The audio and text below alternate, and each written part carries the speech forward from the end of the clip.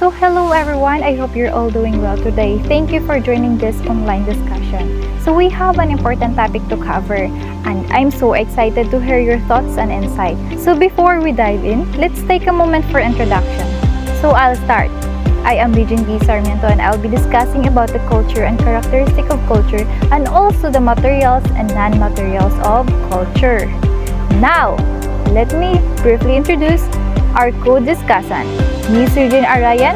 She will be the one to discuss the element of culture. Ms.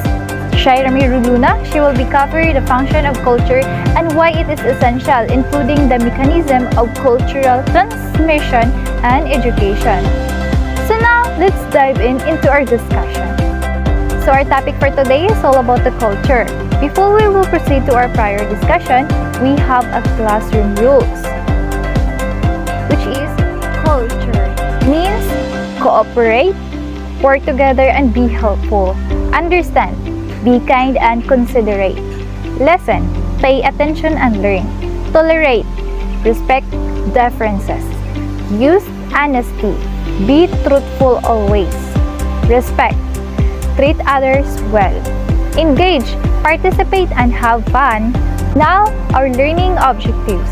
First is to define the concept of culture and its characteristic, distinguishing between material and non-material culture. Second, which is to identify the elements of culture, including the methods of communicating culture and processes of reproducing cultural norms and values.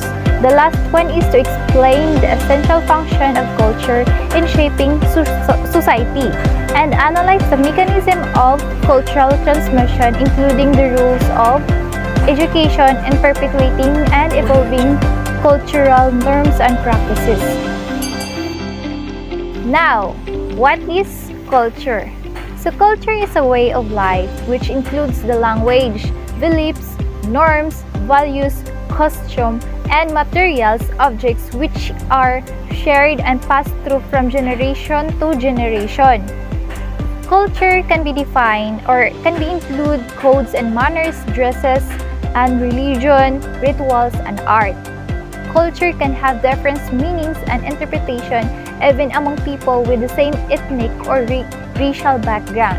So according to Bryn Kerhoff, 2008, culture defined as it is total way of life shared by members of a community.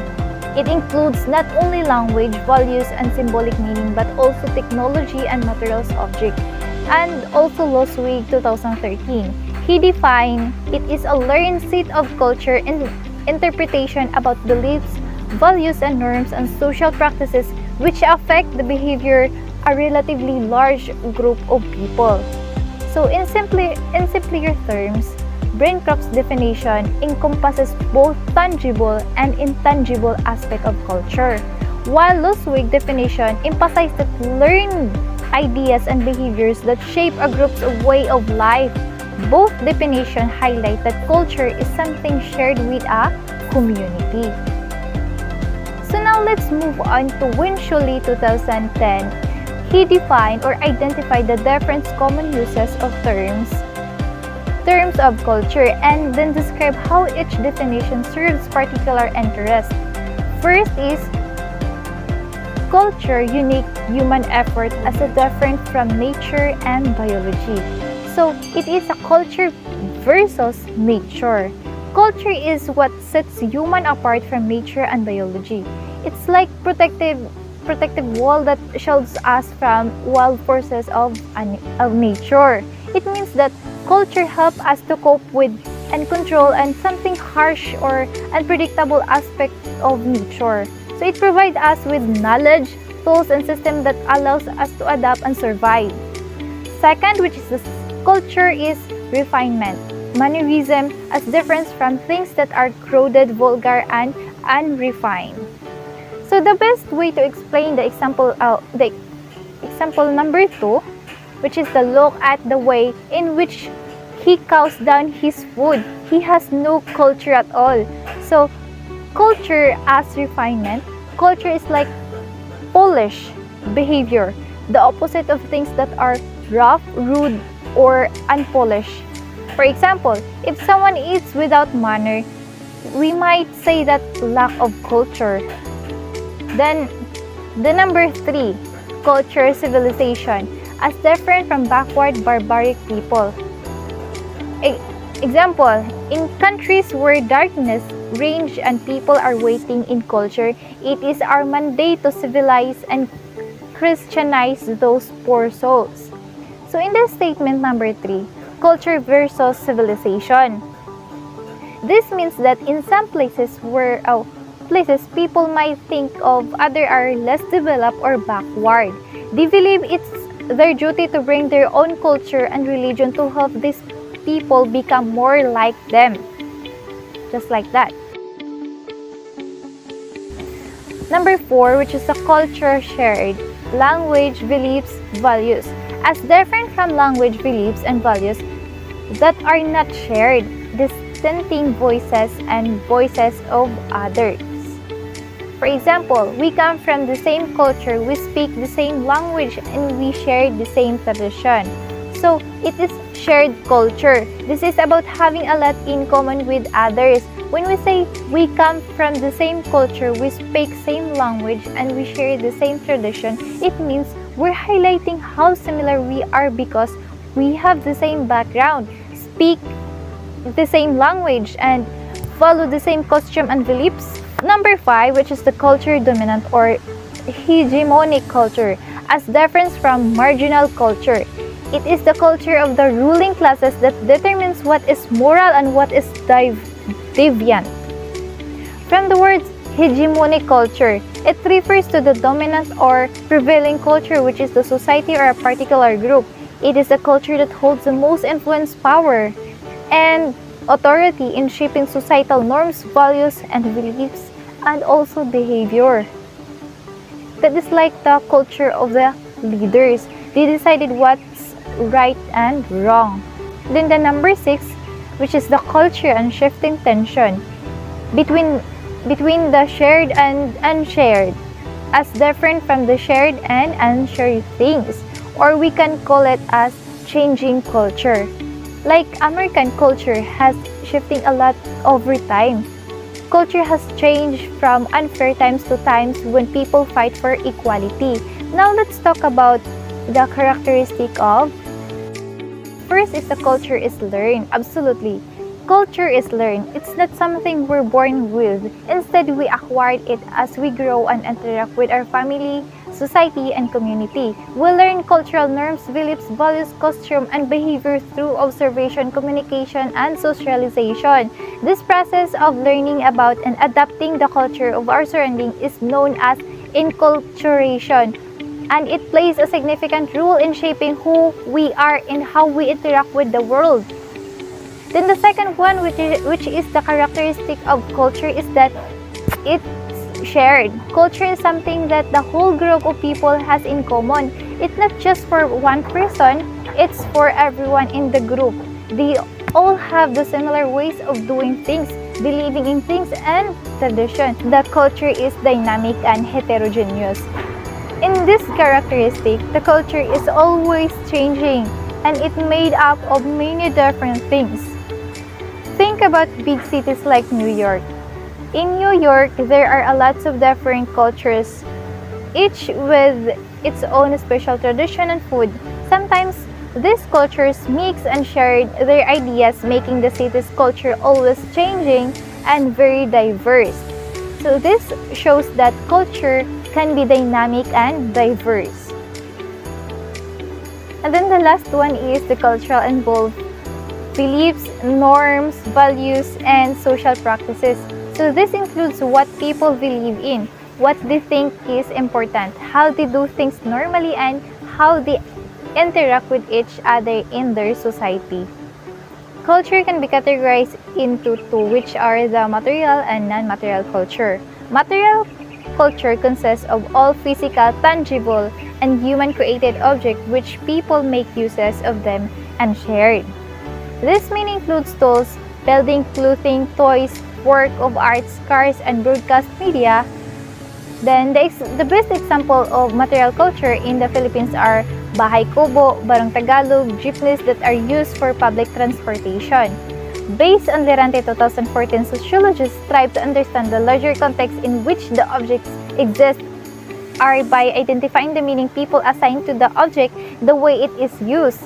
On the other hand, non-material culture can be tangible or intangible, abstract or ideas about culture. These are found in every patterns of life such as norms, symbols, values, costume, and beliefs of people. Some example in our country, we also have what we call non-material culture such as bayanihan spirit. This means people love helping each other, being like a big family. And then respect for elders. In the Philippines, it's important to be super nice to older people. Like your grandparents, it's a big deal talaga. So, and also hospitality. Filipinos are really friendly and make everyone feels welcome when they visit. It's about being nice to our guests. So the next topic will be discussed by Miss Regine Arayan. So good day everyone, I am Regine Arayan and I'm going to discuss to you the elements of culture. So the discussion of the elements of the culture is based from three categories. First, we're going to tackle about the culture in our heads. So these elements shape the people's orientation and how people think, behave, and view the world. So first element is the values. So when we say values, ito yung asal natin as tao. So it defined as a deeply held principle or standard that people use to make judgment about the world. So these are collective ideas about what is right or wrong, good or bad, and desirable or undesirable. So the function of these are to provide criteria by which people evaluate other people, objects, and events. So this define what is desirable and morally correct, influence people's behavior, and serve as criteria for evaluating the actions of others. So when we say values, malalaman natin daw kung ano yung isang tao by evaluating their values. So examples of values are family orientation. So having a close-wise family and centeredness, malalaman natin kung ano siyang klaseng tao. So by also evaluating the values like core values of Filipino, which they are known as hospitable, respectful, honest, and having integrity as a Filipino and as a person.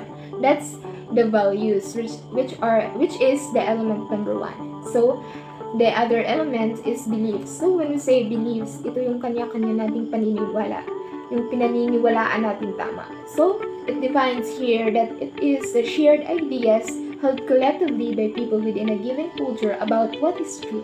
These are convictions or opinions that people accept as true. So ito yung mga pinaniniwalaan natin, pinaninindigan natin tama. So the functions of beliefs serve as basis for many norms and values in a given culture. So beliefs provide a meaning system around which culture is organized. So there are examples of beliefs which are belief in existence of God, and each individual is unique and special. So we cannot judge a person because he or she is having that kind of belief. Kasi that kind of belief is pinaniniwalaan nilang tama at paninindigan nila yun. Just like believing na merong existence of God kahit hindi natin nakikita. That's belief. Now the third element, which is the knowledge. So the knowledge is the range of information, awareness, and understanding that helps us navigate our world. So the function of this allows every individual to grasp and learn from the intercultural experiences and how these experiences be integrated into daily life. So by learning and having this knowledge though, we can be able to explore the world, we can to integrate those knowledges we can integrate in our daily life. So example of this are having a basic learning of computer system, psychological insights, those are examples of knowledge. So by learning that kind of knowledge, we can be able to do something greater than that. So that's the knowledge. The other element is norms. So when we say norms, it is a set of established rules, behavior, or conduct, a culture's expectation for appropriate behavior. So the function of this is give a specific behavior, acceptable expectation of people in a given situation. So When we say norms, those are set of behaviors na pinaniniwalaan dapat nating gawin kasi yun yung tama. That's the norm. So, example of this by sharing a seat with an elderly or a pregnant woman. So, we help because yun yung tinuro sa atin ng ating mga kalululuhan, yung mga parents natin, because yun yung tamang gawin. So, that's norm. Example of that, yung pagtulong sa buntis at sa elderly. So, that's the example of norms. So, the next element is type of folkways. So, these are more informal norms or everyday customs that may be violated without serious consequences within a particular culture. So, the function of this to provide rules for conduct but are not considered to be very important to survival of the society. So, ito yung mga dapat nating ginagawa pero paminsan-minsan nababiolate din. But if it is violated, wala namang serious consequences. Like behaving in a crowded MRT, wearing appropriate clothes in occasions. So, these are the provided rules but are not considered to be very important. So, the last element for culture in our heads is mores. When we say mores, it's strict norms that control moral and ethical behavior. Is considered to be highly essential to the stability of the society. So, unlike types of folkways, mores are more strict.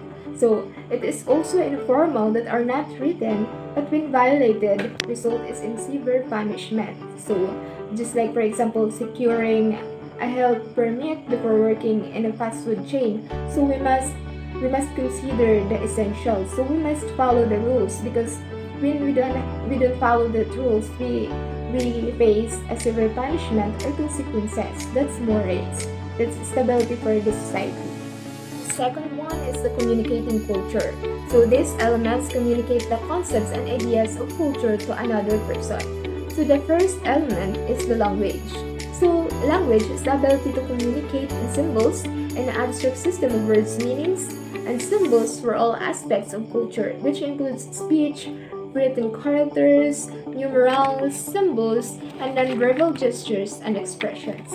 So, when we have language, we can be able to communicate the concepts and ideas of culture to another person or group. So, the function of this, it is the primary vehicle of cultural transmission that embodies culture and creates a framework of culture. So, when we have language, we can be able to build relationship and create a sense of community. So, example of this is communicating with intercultural groups. So, that's the rule of language. We can be able to communicate and to be able to understand and relay our culture to other groups. So, the second one is the symbols. So, when we say symbols, those are the gestures, words, sounds, objects, images that form the basis of human behavior. So, the function is to reinforce the elements of culture to one another and pass from generation to generation. So, just for example, the university logo, the thumbs up emoticons, smiley, sad, or angry faces. So, kung the language is to communicate, pero mas kung sasamahan natin ng symbols, we can be able to understand more because by adding emoticons, smiley, sad, angry faces, mas malalaman natin yung expression, yung nilalaman ng isang mensahe. So, the third and last culture is reproducing culture. So, these elements manifest the product of culture and how it's being transmitted, utilized, and shown from one generation to other generation. So, the first element of this is behavior. So, when we say behavior, those are actions associated with a group that help reproduce a distinct way of life. So, it helps distinguishes the unique culture of particular set of behavior of a group to another. So, in a group of people, we have different kind of norms as well as behavior. So just like, for example, saying po or upo to the elders is kind of behavior. Kung tinuturo na yun sa atin ng bata pa tayo, madadalan natin yan pagtanda at we can also pass it to other generations. And they can also pass it to other generations. That is the example of behavior. So, The second one is the cultural objects. So these are the basic element of material culture. These are physical items just like artifacts that are created by associated with people who share a culture. So hindi lang yung behavior, yung maipamamana ng ating mga ninuno sa atin, but also the cultural objects just like their artifacts. So it provides tangible evidences on how culture is shared and transferred through products of technology. So example of this are electronic devices, work of arts, relics, and artifacts found in the National Museum. So those are the evidences kung paano tayo noon. So kung ang behavior is all about yung pang-asal natin, we have also the cultural objects na maipapamamana natin sa susunod na generation, which are like artifacts, the relics na makikita natin mostly sa museum. So that's the three culture. Hey everyone, today we discuss about the essential function of culture. First is culture defines situation. Culture somehow dictates what should be done and thought by an individual. The clothing style or fashion of a person is also determined according to what is acceptable and practiced in a community. Second, culture defines attitude, values, and goods. Culture serves as the basis of a person's thinking, behavior, and even the views of many aspects of life, which also include the religious beliefs. Third is culture is the treasury of knowledge. Culture makes it easier to a man to do so by preserving knowledge and helping it in its transfer from one generation to another. Culture also plays a critical role in the preservation, gathering, and dissemination of such knowledge. Fourth is culture decides our career. Culture somehow sets the mind of a person what he or she may become and what he or she wanted to be. Fifth is culture provide behavior pattern. A person is trapped in his or her culture when he or she allows it to contain himself and herself within the limitation or boundary of suggested outcomes or situation presented by the culture itself. Six is culture provides personality. According to Ruth Benedict, personality type is provided by the culture that influences an individual. Culture designs the life of a person towards achieving his or her goals in life, which includes personality development and growth. 7. Culture makes man a human being. To become a civilized individual is considered to be a part of a being human being. Culture provides the human being about information on what things are needed to fully live as a human being. 8. Culture provides solution for complicated situation. Culture sets the mind of an individual on how he or she will be dealing with anything or he or she face in his or her life. An individual's decisions and action, the absence of culture shall be automatic. 7. Culture makes man a human being. To become a civilized individual is considered to be a part of being a human being. Culture provides the human being about information on what things are needed to follow and live as a human being.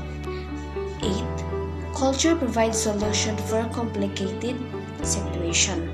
Culture sets the mind of individual on how he or she will be dealing with anything or she will face in his or her life and individual. Decisions and actions, the absence of culture shall be automatic. Number 9. Culture provides traditional interpretation to certain situation. Culture becomes the basis of how a person interprets a certain situation and how a person deals with it as well. Some culture may have similarities in terms, understanding the meaning of a certain experience, while others may be really far too different in terms of meaning. Number 10, culture keeps social relationship intact. Culture sets the mind of individual on how he or she will be dealing with anything he or she will face in his or her life. An individual's decision and action in the absence of culture shall be automatic. 11. Culture broadens the outlooks of the individual. Culture gives the chance for an individual to consider himself or herself as part of a bigger whole, other than the small groupings where he or she belongs to be like the family. And the last, number 12, cultures keep social relationship intact. Culture gives a chance for a person to learn new things and be driven to feel and have the glimpse of other experience around him or her, which may either satisfy or improve one's personality and being. Another way of transmitting culture is through acculturation. According to Herskovits, 1936, acculturation deals with being able to learn or adapt the behavior of another culture. Acculturate is to take on the culture and norms of a society that is not your own or is not native to you. For example, when immigrants learn the language of their new home. So, according to Kim and Abreu 2001, enculturation and acculturation construct and encompasses 4 dimensions. First is behavior. So, behavior refers to friendship choice, participation in cultural activities. Second, value. Value refers to attitude and beliefs about social relations, cultural custom, and cultural tradition. Third is the knowledge.